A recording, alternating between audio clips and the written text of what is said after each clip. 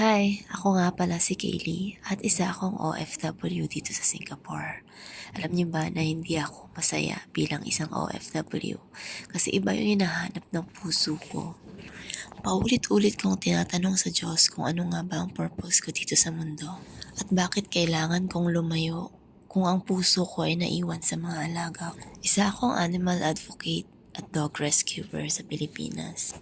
Marami akong naiwang mga alagang aso sa Pilipinas, kaya tuwing nasa abroad ako, lagi kong iniisip at nararamdaman na gusto ko nang umuwi agad sa Pilipinas. May mabigat na rason kung bakit nandito ako sa ibang bansa.